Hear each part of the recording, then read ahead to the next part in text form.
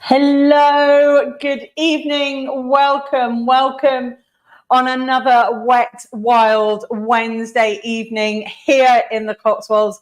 Welcome to my Cotswold kitchen. Hi, my name is Lou. I am the dessert obsessed baker here at Crumbs and Corkscrews.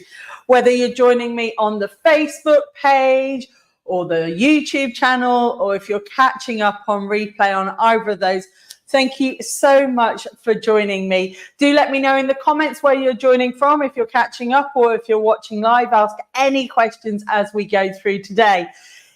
If you're new here, well, I'm Lou. What do I do? Well, I create deliciously easy desserts. They are so easy. It doesn't matter if you're out there getting a Hollywood handshake or a star baker in the bake-off tent, or if you're absolutely new to baking, the recipes I go through step by step, really easy. We use simple ingredients, no faff equipment here. And the most important thing is they're really delicious. I can attest to that. I eat a lot of them. But if you are new here, what we do is we just have a moment whilst all those notifications go off in the internet world. Grab yourself a cup of tea as your Facebook's pinging, your YouTube's pinging. Get cozy and sat down, because tonight we're going to be doing cranberry white chocolate shortbread. In about 30 seconds time, we're going to get into that. We weren't going to be doing shortbread this week, but if you have seen on the Facebook channel, I've had an absolute mare with the recipe testing. We'll talk about that as we go through, because I'm going to have to vent somehow about it. But yes, let's get baking. I really can't wait to share with you this. It's one of my favorite Christmas recipes. So as it says, let's bake. Oh, there we go. We're in. We're ready to go. So this evening we're going to be creating cranberry white chocolate shortbread. And this little, that way. Oh, which way? That way. This little dude here is my chocolate chip version of this recipe, which I love making for Christmas gifts. It's a really rich, buttery and a really easy shortbread recipe to make. But we're going to take it up a notch. We're going to add chocolate, but we're going to go white chocolate, and we're going to add a little bit of cranberry in there as well for a festive flavor. So this is going to make, depends how big you make your cookies. I think I'm going to go with rounds today rather than the gingerbread man. It's going to make about 10 to 12 servings, slices, however you want to do this. And we'll talk about how you can portion out your shortbread when we make it shortly. It is really, really easy. As you can see, I haven't weighed any of my ingredients out this evening. We're going to be doing that as we go through, because it is just really easy and there's not too much there that we're going to need. As I said, these are rich, they're buttery. That shortbread just melts right in your mouth. Absolutely perfect with a cup of tea or coffee. And we have those little fruity bursts of the dried cranberries throughout. And then when you hit a pocket of that white chocolate, it's all nice and creamy and smooth. And white chocolate and cranberry is a classic festive flavor combo. Pros, it is super simple. We are going to use our hands. No mixers here this evening. It's all using our hands and a bowl. And you are going to only use basic ingredients. I'm going to add bits into mine, but you can just go with a very simple shortbread recipe for this. As I say, no fancy equipment. The cons, there is one con, because we're doing this with our hands. We're not doing with a dough hook or a mixture or anything like that. Is that when we get into making that dough, you need to give it a good squeeze, because that's what you're going to be doing the hard work today. Every week I say, you know, you could use a hand mixer, a stand mixer, or use your arms. We're going to be using our arm power this evening to make these. So into our ingredients. And as I said, they're really simple. And it's based on a classic shortbread recipe that my grandmother taught me many years ago. And it is effectively flour, butter, and sugar, and some eggs that we're going to add in there. So your basic ingredients. So we're going to be using plain flour, or all-purpose flour, no raising agents in this whatsoever. And we're going to use 300 grams of that.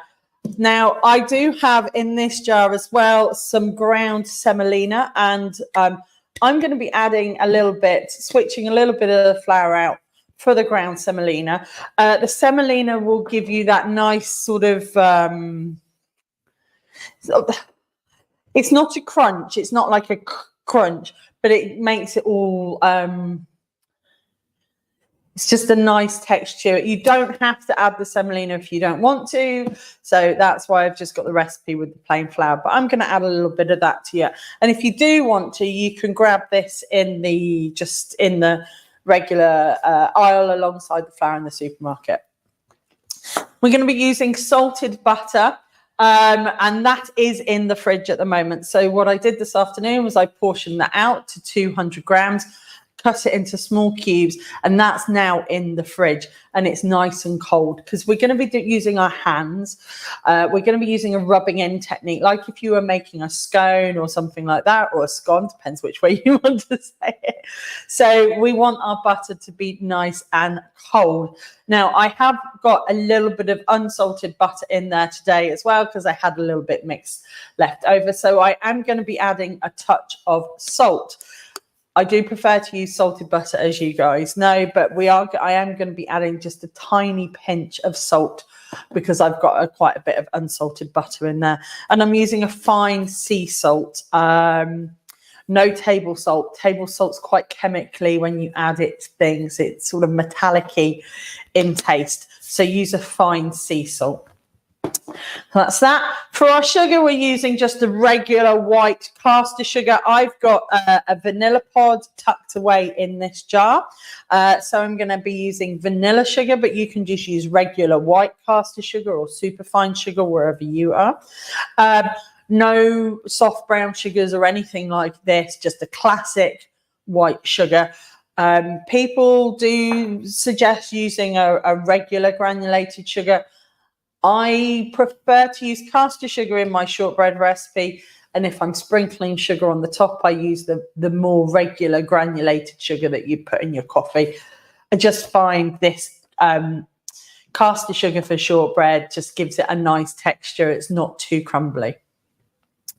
We're going to add into our mixture then some white chocolate. We've got white chocolate chips, or you can use a bar of white chocolate and just chop it up roughly with the knife. So we want about 50 grams of that. Might add a few more. We'll see when we get there. And I'm just going to use some dried cranberries.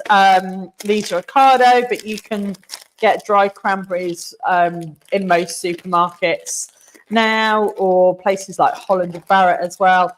These are lovely. Dried cranberries can be quite expensive. So if you just want to switch it out, put raisins or sultanas in there, they work just as well. But cranberries for Christmas, and dried ones. You can also get I think they're like fruit shots or something like that with dried fruits in that you could use, but I've just got a bag of cranberries. I will add a touch of vanilla extract, as I always do. This is the homemade stuff. It needs filling back up. We've got a litre of it in the cupboard still going. We're just going to add a touch of vanilla extract. And then for the eggs, we're going to use 2 egg yolks.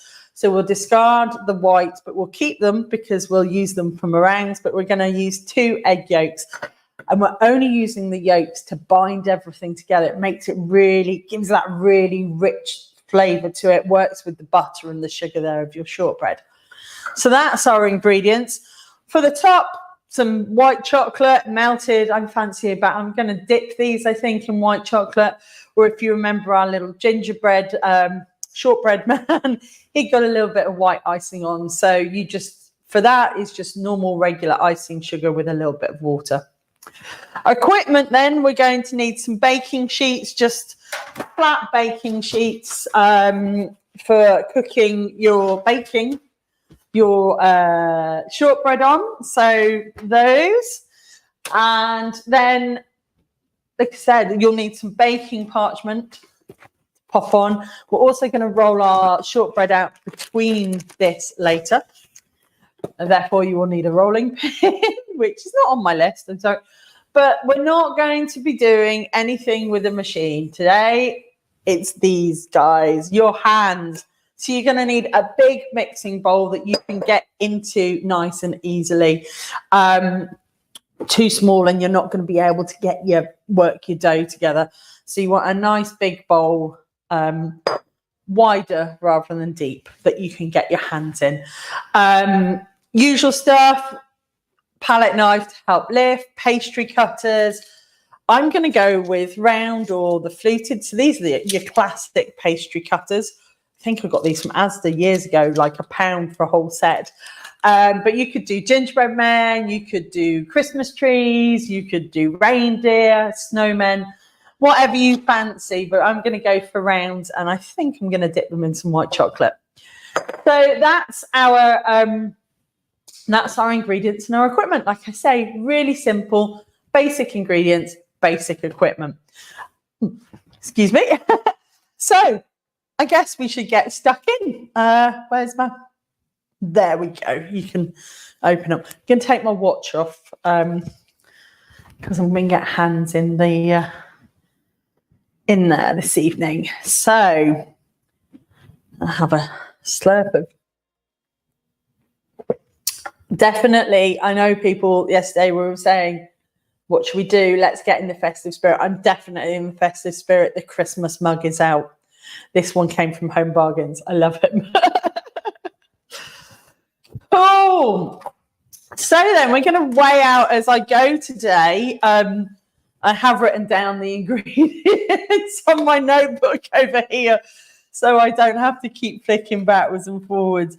As I'm weighing out purely because there isn't a lot of ingredients to go through, so we can do that at a time. And something that I got asked actually over on the blog is about weighing out and scales and cup conversions. Those of you that have been with me for a while, have read the blog for a while, you've YouTubed and Facebooked. I'm based in the UK. We majority of us bake using scales. I can't stress enough that baking is a science. All those things, when it goes into the oven, there's a chemical reactions going on, and it's all the sciencey bit. So you do need to have some form of precision, and it's going to give you the best bakes. So a set of digital scales. These are masterclass ones. I think they're like a tenner. I've got a couple of others, some salter ones that I've had since I had the shop. I think they're a tenner. So easy, and will change your baking completely. Cup measurements all sort of depend on the volume of the ingredient you're using, and they don't accurately convert over. So if you're doing one of my recipes, always go with a set of scales. So first up then, we're going to just combine our flour and our butter and rub in. So I've put my bowl on my scale, and I want 300 grams of flour. Let's squeeze. Now, I've got a scoop here. This is a measuring cup, but I use it as a flour scoop. I'm just checking I've got plain flour rather than bread flour. We've had such a nightmare. Well, I've had a nightmare the last week or so testing air fryer donuts, which was what we're meant to be doing today. And I've had that much bread, flour and yeast improving, and I won't get on my high horse about the air fryer just yet, but you can go and have a look at the live that I posted last night and my woeful attempt at a cookie. It just and donuts just couldn't get it to work.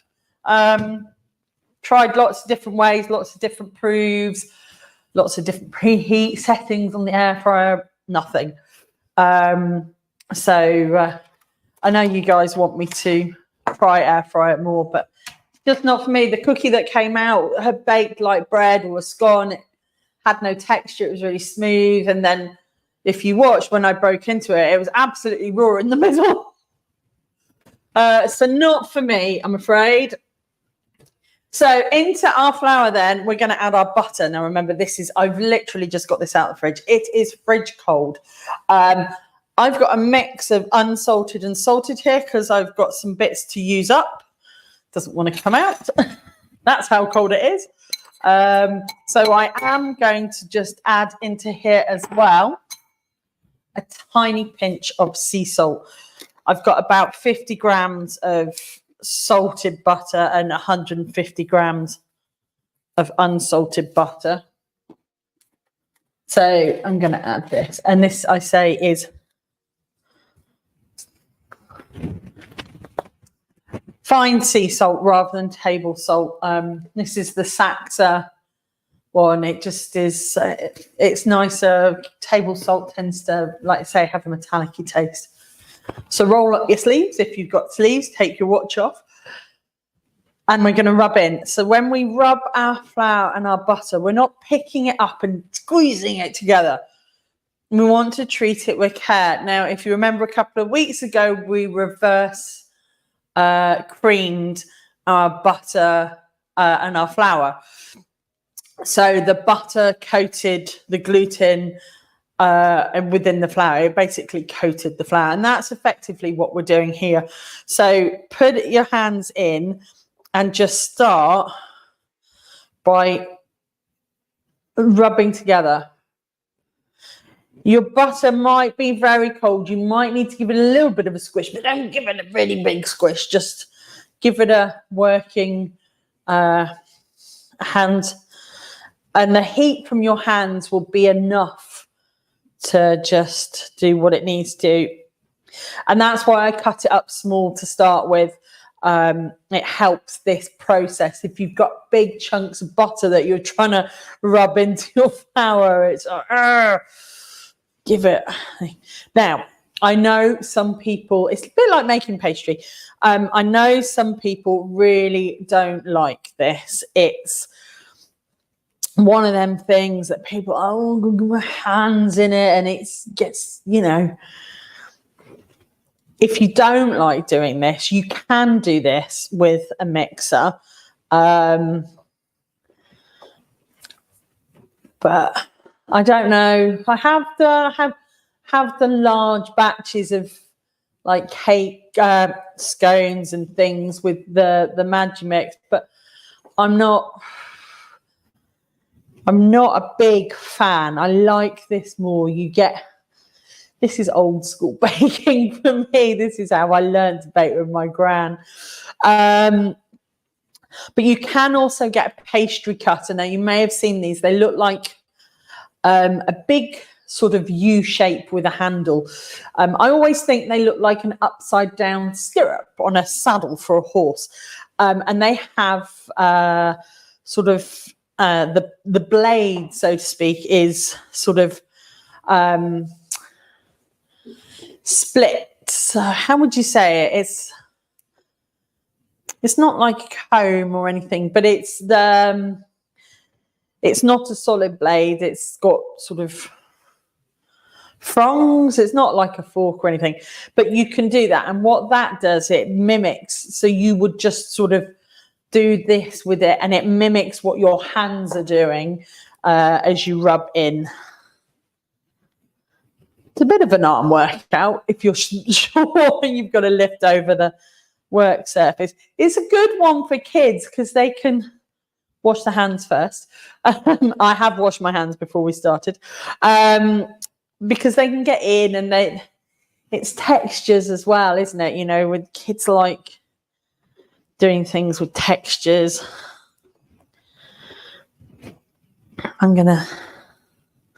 I've got some lumps still, so let's give it. They say I'm not squeezing it, but I'm just giving those a little helping hand. Yeah, this is your ASMR, whatever it is, you know, mindfulness. This is the bit about baking that I enjoy, that makes me chilled. And I'm enjoying doing Kitchen Live on a Wednesday. Work is manic. I'm really busy. So this is my chill time with you guys as well. I'm going to just give this a one-handed approach. This is why I say have a big bowl, big wide bowl. And this shortbread will, you can make this and freeze it, especially as we come up to Christmas. You can make it as the dough and freeze the dough, or cut it out and freeze it, or even make it, bake it and freeze it. I love it because you can freeze this and bake it from frozen. And we'll talk about that a bit more. But I'm just seeing, what have I got on my list of notes for you? We're using cold butter. Remember, this is straight from the fridge, which is why it's a little bit working. But if this was soft butter, like when we do cakes and we say it's room temperature, if that was soft butter at that point, as I'm doing this, it would just have become a greasy, buttery mess by now. And it would result in quite a greasy shortbread as well. I'm almost there. As it comes together, you'll feel it is less flour, more clumpy. A bit like when we made the crumble as well, for the apple crumble.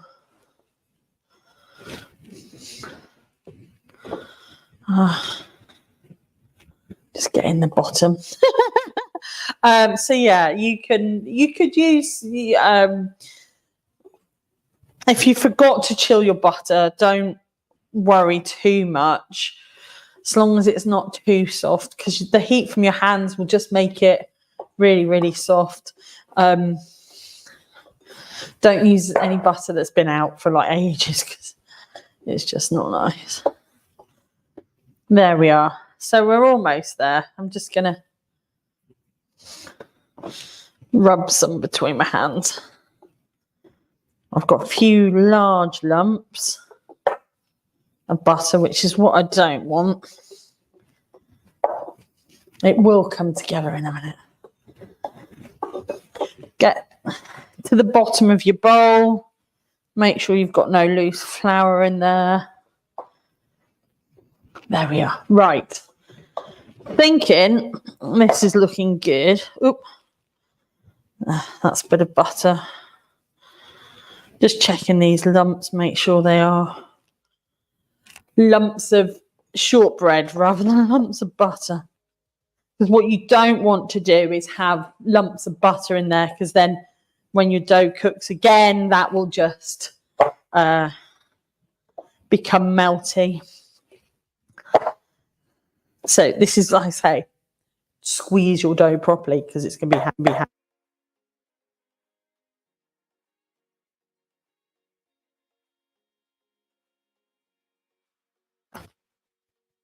There we go. So I will show you what this looks like. And it is starting to stick together, which is fine. That's what we want it to do. So it's like quite big crumble pieces, but they're not pieces of butter. They're where the flour has all come together. So the next thing we want to do then is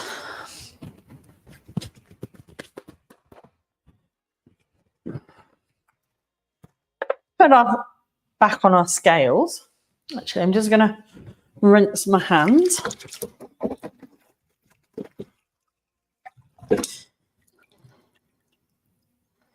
There we are. And we're going to add our sugar. Now, we didn't add our sugar in to when we were doing that just then, because we wanted to get the butter and the flour, to give the flour opportunity to be coated by the butter. So we've set our scales back to 0. And I say I'm using regular white caster sugar, super fine sugar. But I do have, and what I do, probably can't see it, is when I've been using vanilla pods, I just put them in this sugar. So I have vanilla sugar. So I have a big jar, a bit like this. Oh, I was going to have my semolina. Never mind. I have a big jar of flour, of sugar, regular caster sugar, but I do just do a small jar with the vanilla pods in. And this gives vanilla sugar. It smells amazing. And just gives you that extra vanilla flavour. And all I do is when I've added what I need, you know, into my recipe, I'll just top this back up. And I need 100 grams, just double checking. I'll just top this back up with regular caster sugar, put the lid on, give it a shake. And you can do that as well with the cinnamon stick. That's how I do the cinnamon sugar that we talked about the other week. That's literally all that is. You can buy vanilla sugar and stuff like that now in the supermarkets, I think, but it's expensive. If you've gone to the expense of buying vanilla pods, you know, once you scrape the beans out, they still have so much to give. And that's how I use them, like that. So I've got my sugar in. I'm just going to stir this all together.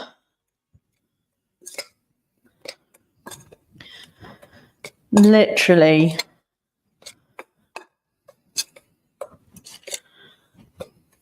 Like that.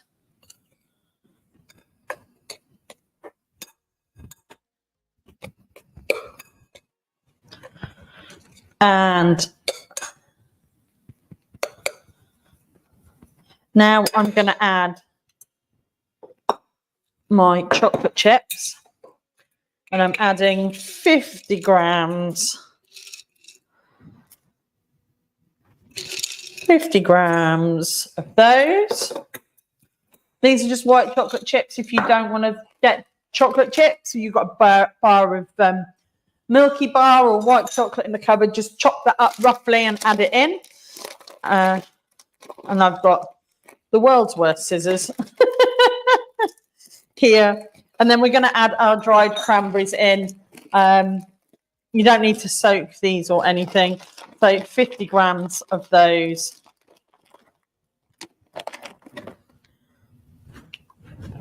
I love them. They're so sweet.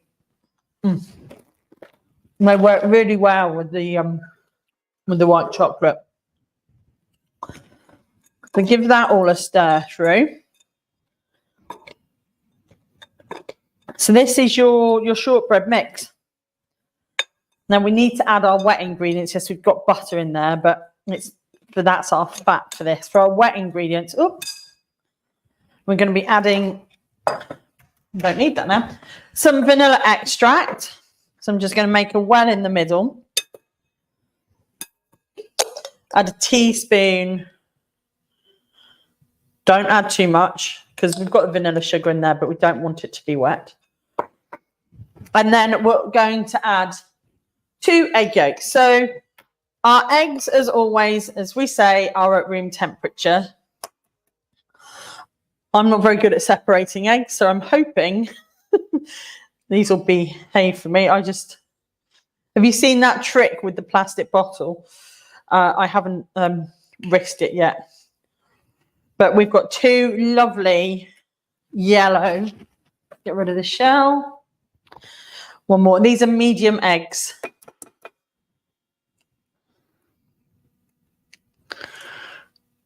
Don't think else. Oh, yep. I didn't think it was going to be as kind to me there. This was how my home ec teacher taught me to do eggs. You can also do it with your hands. You might see people just crack the egg into the hand like that. Oh, I don't want the yolk white in there. It's a good job I've got it. And then let the white drain out. And then they can leave the yolk. But I've got the yolk in there and the whites to one side. Let's just wash my hands.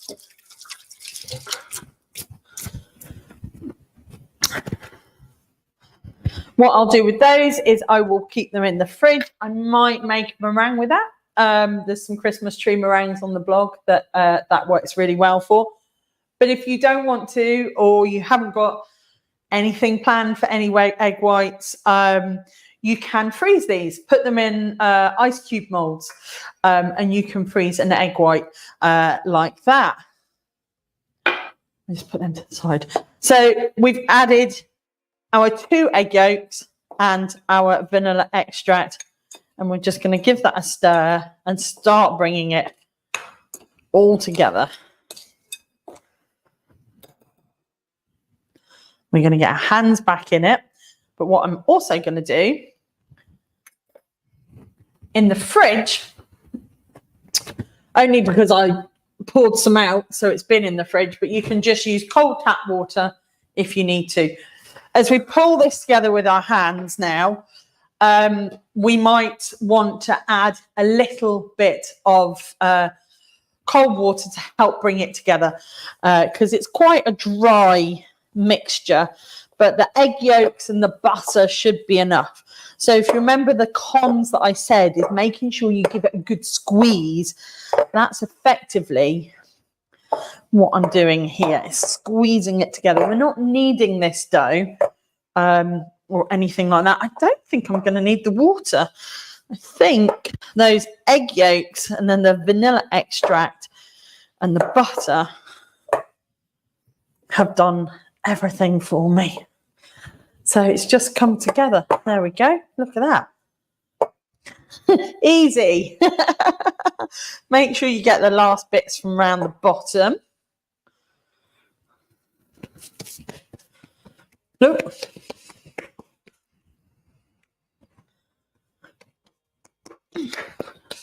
And what I'm going to do is I'm just going to pat it into a bit of a round, because we're going to roll it out in a bit, but we want it to be a little bit chilled first. Doesn't need long in the fridge.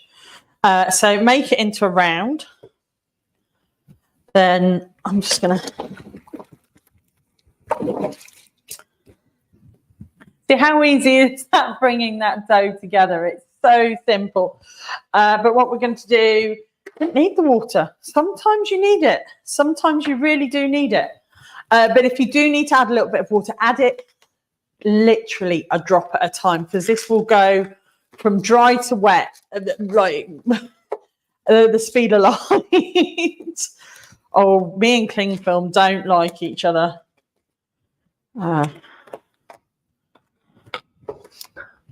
So my dough round.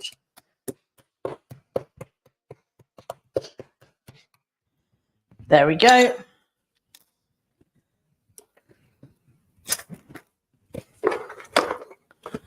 Get rid of that. And this is going to go in the fridge just for 15 minutes to chill. We're not going to be doing it for very long whatsoever. And whilst it's chilling, I'll tell you what else you can do if you don't want to chill it. What you can do with this. So this is going to go in the fridge for 15 minutes to chill, and we'll have a little bit of a catch up. Find some space in the fridge, and I'll tell you what went wrong yesterday. So that chills for 15 minutes. Gives you time to have a cuppa. Cheers. Gather your thoughts, figure out what you're going to do. Whisk up your egg whites if you're going to make a meringue after you've finished baking your shortbread. But that's as easy as that dough gets. It is super, super easy. Now, the base shortbread is the flour, the butter, the sugar, and the egg yolks.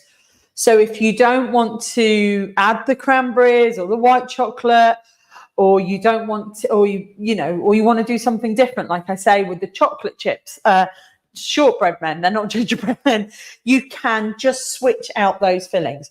You could put something different if you want. Lavender shortbread in the summer is beautiful. Now you can do that with lavender sugar and dried lavender. Now the way we did this, the vanilla sugar, you can also do with lavender Obviously, you want to make sure it's clean.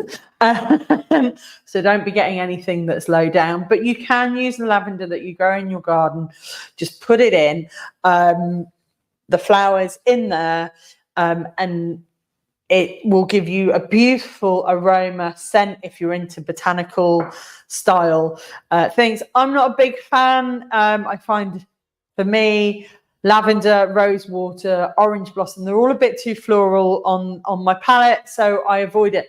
But it is beautiful as a shortbread because you get that floral notes from the lavender, and you get the sugar, and you get the buttery richness. It's absolutely delicious. So you can do this. Have a jar of lavender, have a jar of vanilla, and have a jar of cinnamon. And I've seen someone do it with lemon sugar as well, which I will be having a go at in the future. Just whilst that's still chilling, what else have I got to let you know? We didn't put the semolina in because I was too carried away and scooping out my plain flour, my all-purpose flour, into my bowl. Now, if I was using the semolina to give it that crunch, I mean, this is lovely without it. It's a beautiful, buttery, rich shortbread. But what I would do is I'd only put about 50 grams of this in, but I'd take 50 grams of the plain flour out and swap it with the semolina. So I'd have 250 of the plain flour and 50 grams of the semolina.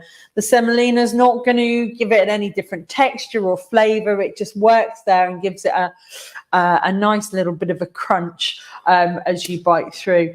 I love ground semolina. I've got a post going up on the blog shortly for nut-free marzipan.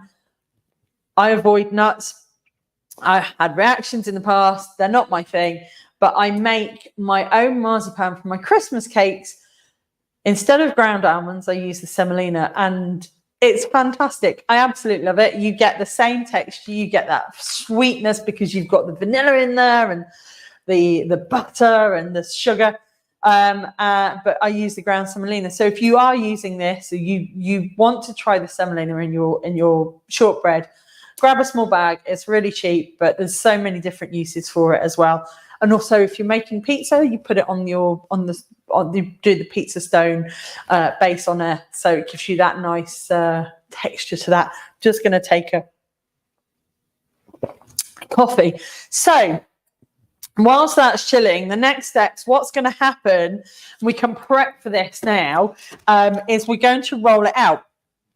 Now, if you didn't want to chill it, you wanted your shortbread now, there is nothing stopping you baking that as is. I want to give it a rest first, effectively. I'm going to let it rest because I've been working it quite hard. I've been rubbing the flour, mixing it all together, giving it a good squeeze. It's had a little bit of a workout, unlike me this week. Must do some more exercise. So I'm just letting it rest in the fridge, and it's a bit like having an ice bath as well after sports. It's just letting everything have a bit of a chill out. But if you do want to bake it without letting it chill and you're in a desperate hurry, the best way to bake it is straight into your baking tin. So I haven't got one out, but if you were your square tin or your shortbread pie, you can pie case type thing, you get shortbread presses. You can just push your shortbread straight into that and bake it straight off. It's not going to spread because it's contained within that. And I find it is lovely and buttery. And I find if I haven't let it chilled, it's a little bit softer. Whereas I like a good snap on my shortbread, so to speak. But all you do is you would line your baking, a cake tin, a square cake tin, round cake tin with some baking parchment, and then bake it until it was cooked. So we're going to bake this evening at 180, 350 Fahrenheit for about 10 to 12 minutes. If you're doing it as a big round or a big square in the tin, it might need a little bit longer because the one way we're doing it is with we're going to cook use the cookie cutter.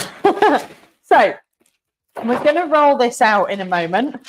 And what I do, and I do this now with everything, apart from sugar paste, although I should do it probably with sugar paste. I learned this years ago. I had the greatest pleasure of going to Le Manoir. Mr. Raymond Blanc would invite with me in the days where we did things like that with brands.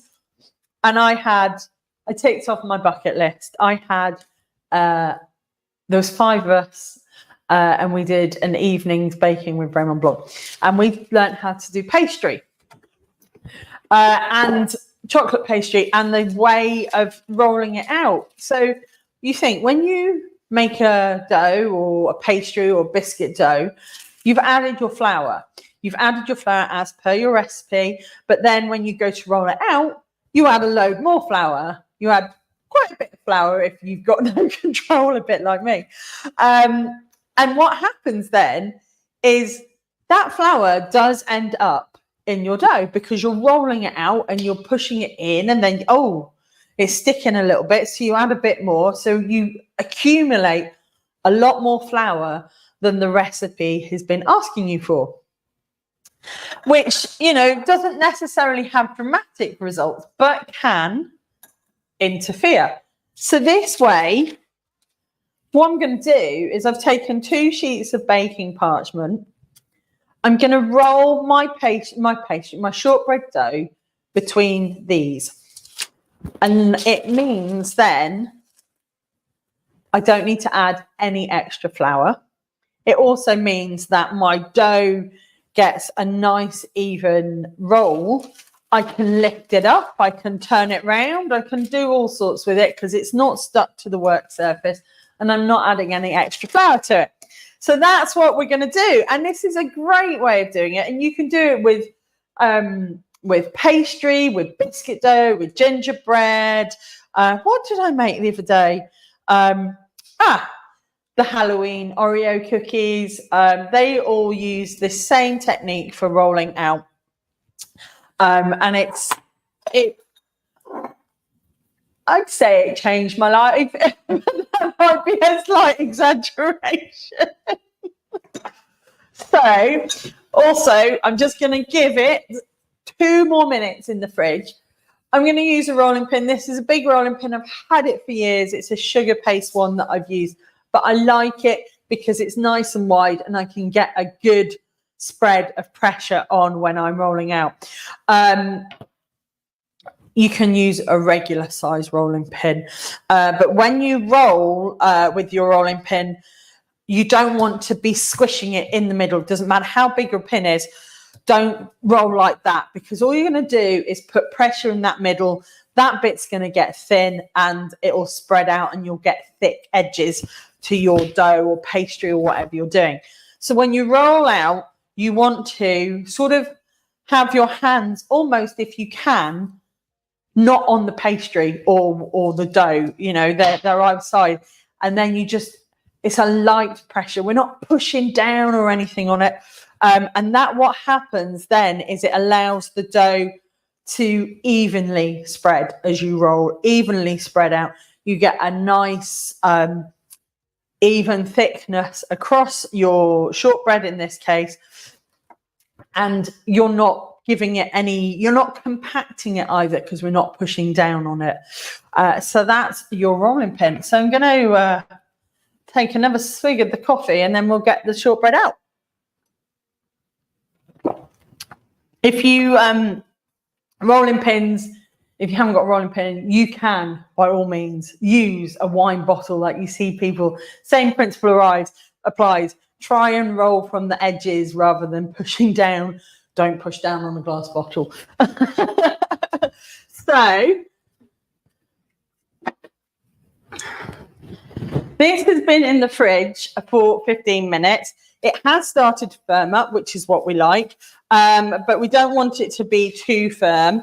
But what I'm going to do is, because there's quite a lot here, I'm going to cut this in half, roll one half while the other half goes back in the fridge. If you leave your dough, you can leave your dough for longer. If you do, just let it out the fridge for a few minutes before you roll it out. So that's going back in the fridge. And again, this has had that 15 minutes. The 15 minutes is possibly the minimum to do, because it started to be solid. It's not as soft. So I'm going to put that in the middle there. I'm just going to actually squish that into a bit more of a round. Should have put this into 2 pats really. And lay that in the middle. Lay it in the middle. Don't lay it to the edge because you want to get as much space as you can. Put that on the top. This might, could have done probably with a little bit longer in the fridge, but hey ho. Rolling pin on and just gently set it off. Now, as you start going, the tendency is you always put more pressure when you roll backwards. So once you've started that rolling, start turning it, but just roll away from you.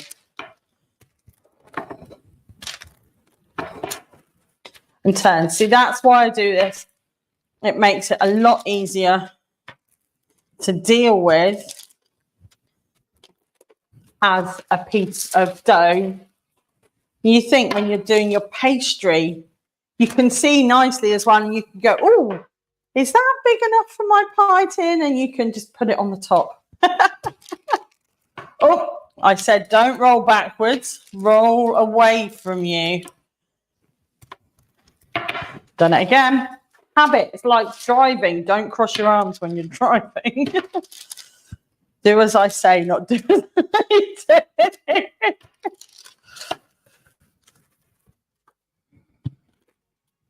So I'm going to chill these again before I bake them, because I don't want them to spread. So we'll get these to a point.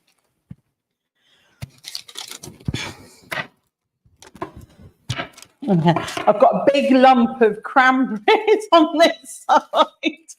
Those are going to be really fruity.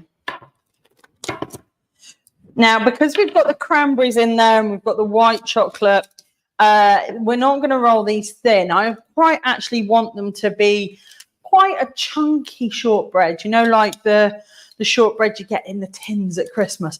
I want them to be quite chunky because I'm going to also dip them in white chocolate. And I'm trying to figure out what size. I've got these two, which I don't have a rule. Do I have one in here? That's the bread knife. Yes, I do. So let's have a look. What size are they?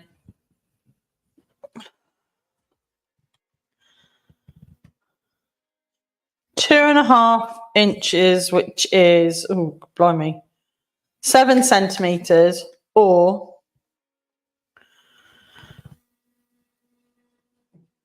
5.5, I think that is.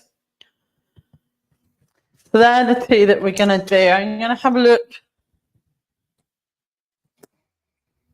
I think we'll go with the larger one. So, yeah, that's quite soft still. That's fine. So it's about 5 mil thick, 5 millimeters thick. I don't want it too thin, like I said, for these. But what's going to happen now is we're going to put these straight onto a baking sheet so they can chill in the fridge. Let's just get rid of some of these ingredients, especially the white chocolate and the cranberries, which I'll just sit and eat as a mix. Oh, I love dry cranberries.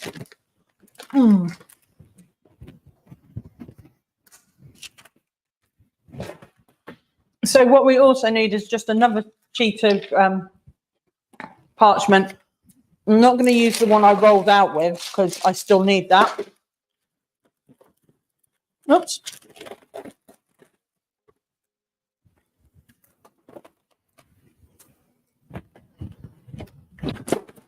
And then not palette knife. Crinkly edge or round edge. I think I'm just going to go with a straight round edge. Push in. Apply even pressure. Excuse me.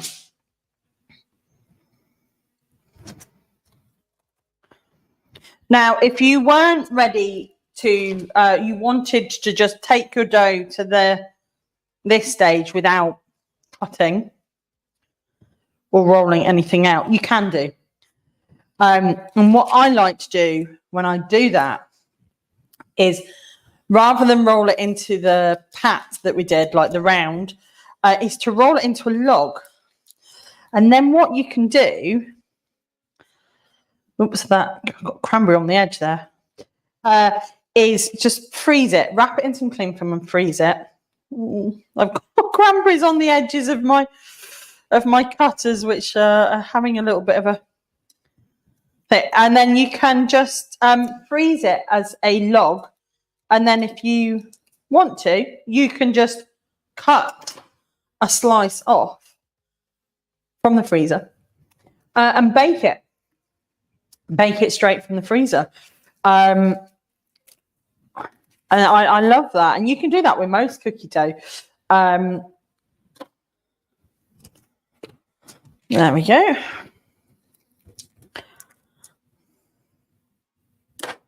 That one had some cranberries sticking out the edge, so it's gone a bit.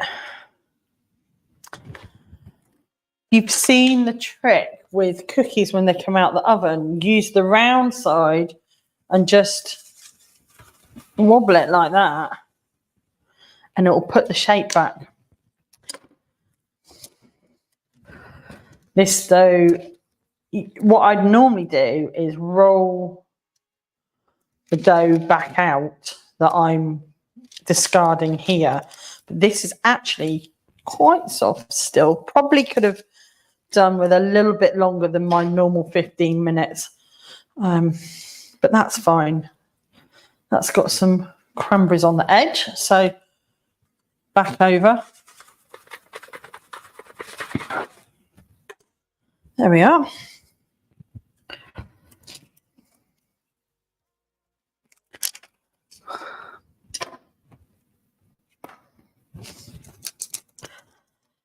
Oh.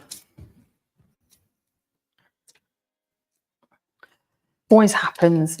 You think you've got everything in the center of the pastry cutter, and then you go to pull it out and there's a rogue chocolate chip or a cranberry on the edge that causes you a bit of grief. This one, I want this one. It is full of cranberries. So it's about half a centimetre in thickness, cut out on there. So I'm just going to scrape off my dough.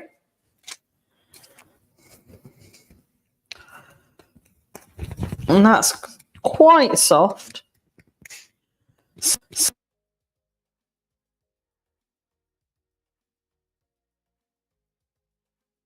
That's going to go back in the fridge. So these now are ready to go in the fridge to chill. They could be baked from here, but again, they're going to spread because that butter's going to melt. And I quite like them to hold their shape.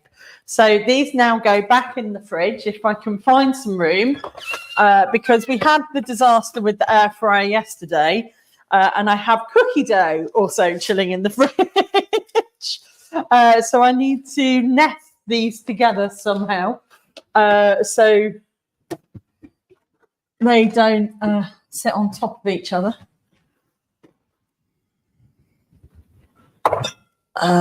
There we are. Cool. So they're in. I'm sure you can still hear me. This part of the biscuit dough, the shortbread dough, is chilling still, and I've got the leftovers discard. So what I'm going to do is I'm going to give these a good chill together for about half an hour. I'll make some dinner after this, and then I'll get ready. So they're just going to go in the fridge like so. And that's it. That's your shortbread. So once they've chilled, they go in the oven at 180 degrees C, which is about 350 Fahrenheit. And they bake for 10 minutes. This is how quick they are. 10 minutes. Have a look at 10 minutes. If they're still a bit pale, just give it another 2 minutes. They will go quick. So normally I say give another 5 minutes, but because these have got such a short bake time, we want to just give it small increments if they're not quite baked. They should start to go a little bit golden at the edges. You don't want them pale in the middle, but you just want them nice. If they go too over, they'll become hard. We want that classic shortbread, melt in the mouth, rich, buttery texture. So just golden at the edges. And then when you eat it, it'll be, so lovely. So lovely. And that's the same for if you're doing gingerbread men, if you're using a gingerbread man cutter and doing the shortbread men like is on the website, then it's the same principle as well. If you're doing it as one big falling over there. If you're doing it as one big slab in a bake tin, you're going to need longer because you've got a lot further for the heat to get to the center of your shortbread. So as you do it, you might need to take it to like 15, 20 minutes. Again, it will depend on the thickness as well. If you put it in a small tin and you've got big, thick slabs of shortbread, it will take a bit longer. So do it for 15 minutes and then just see how that is and add a little bit more time and a little bit more time. It shouldn't be squidgy in the middle. It should still have some resistance, but you don't want it to go golden all over because it will start to dry out. So when you take a look at, if you're doing it as a big piece, take a look at it. If you think it needs baking still, and it's getting coloured too easily, just put a piece of baking parchment, lay it gently on the top, and that will stop the heat sort of getting directly to it and changing the colour. So that's it. They make fabulous gifts. I love these. I love the American tradition of giving like cookie hampers and things for Christmas. If I was going to do that, I might give it a go. These would definitely be in there, along with the reindeer gingerbread cookies that are on the website as well, and my biscotti, my gingerbread and white chocolate biscotti. Lots of lovely flavours. But I'm going to just pop back through the recipe and the ingredients, let you guys get on with your Wednesday evening. So we have made today Cranberry White Chocolate Shortbread. Now, this is my shortbread man. I'm pointing the wrong way again. As you can see, it's got that little orange golden nut halo around his edges, and his centre is a lovely pale yellow golden colour. It's not white. It's not raw. It's not uncooked. You just got that edge to the golden, and then you've got that nice buttery sort of centre there. This will make about 10 to 12 slices. Now, I have made, how many did we get? 1, 2, 3, 4, 5, 6, 7 from half a dough. Plus, I've got half a dough and a little bit more left. So actually, with that 7 centimetre cutter, you're going to probably get maybe 18 to 20 shortbread rounds out of this. It is a really easy recipe. It is rich. It is buttery. It melts in your mouth. I can't wait to get these in and out of the oven because they are my favourite. And you've got all the fruit there and the chocolate going through, and they are super simple. Get your hands in, get the kids going with it. Oh, thanks, Rachel. They are really super easy to make. Just have a little bit of chill. Put the telly on if you've got a telly in your kitchen or on your phone, or some music, and just get rubbing in. But remember, my big con, bring that dough together once we've got the eggs in there and we've got the wet ingredients to bind it all together. Make sure you give it a good squeeze, because we've rubbed the butter in, we've added the sugar and our add-ins, and that last bit is adding the wetness to really bring it all together. So you need to really squish it, otherwise your dough will just fall apart and crumble. Ingredients wise, like I say, super simple. Plain flour, all-purpose flour. You can substitute 50 grams of that for ground semolina if you want. Gives you a little bit of a different texture. Salted butter, fridge cold.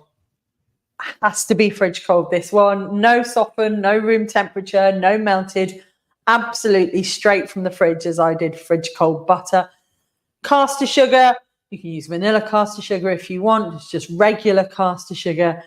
We've added in dried cranberries and white chocolate chips. You can mix those up as much as you like. And then 2 egg yolks just to bring it together. Those yolks add the richness. And if when you're giving it a squeeze, if you do need a little bit of extra liquid, a drip, an absolute drip or a drizzle of ice cold water, or as cold as you can get it from the tap. Don't add anything warm, lukewarm, because it'll cause that butter to melt. And we don't want to be letting that sort of get any softer. That's the word. Optional wise, I'm going to dip my shortbread rounds in some melted white chocolate, or you can use some icing or whatever you want to do. For equipment, you're going to need some baking sheets or a cake tin, your baking parchment, and your rolling pin, which isn't on there, a large mixing bowl. And these are the star of the show for making your shortbread. Use your hands, no mixers here. Get in, have fun. And then your pastry cutters and whatever you want to do. So that's it. Have a go at these. I am desperately trying to catch up with all my recipes that I need to put up for you guys on the website. I'm having one of them weeks. Hands up, I'm having one of them weeks. I keep going to do stuff and I'm like, oh, shattered. As everybody is, it's just one of those times a year and it's really busy. But I am going to put various recipes up and edit some pictures this week. If you do want to do any recipes, the ingredients and everything, as always, are in here. Just give it a skip forward or drop me a message or a comment and I'll let you know what you need to do. You can find all my Christmas recipes over on the website. I'm so excited you guys wanted to do festive recipes because I am so ready for Christmas, despite the fact that I've been going, oh God, no, it's nearly Christmas. I am ready for it. The John Lewis advert comes out tomorrow and then that's it. We are literally on the countdown all the way. We've had the Aldi one, the Asda one, the Sainsbury's one, Tesco's, Waitrose. But tomorrow, John Lewis, you know it, that's Christmas coming. On that note, if you have seen any of the Christmas adverts, the Amazon one with the lovely old ladies sledging down a hill is my absolute favorite this year. And I love it. It just makes me feel so warm and happy inside. So on that note, I hope you're all warm and happy and cozy. I'm going to clear this mess up and make some dinner. But we didn't talk about the air fryer. Go and watch it. Go and watch the live from last night. It was an absolute disaster, and I won't be trying an air fryer again. Let me tell you that. You guys voted this week and the previous weeks, and I hope nothing's going to go wrong when I do some more testing of this recipe this coming week because it has been working really well. We're going to do this. Oh, there's my hand. Bailey's chocolate mousse. This is going to be layers of chocolate mousse and Bailey's and cream and all that good stuff and making it a bit of a no-bake chilled dessert that you can just put in a glass and serve for Christmas or just sit and eat it out of the bowl if you want to. It is so good. I love it so much. But if you do have any ideas or you want me to do anything, please always let me know. If I do change my mind, I'll put a poll up, but I'm hoping we're going to go for Bailey's chocolate chocolate mousse. And therefore, I'm going to love you guys and leave you. Thank you very much for watching. Have a lovely rest of your week. Keep warm, keep safe, and let the Christmas countdown begin. See you all later. Thanks for watching. Take care. Bye.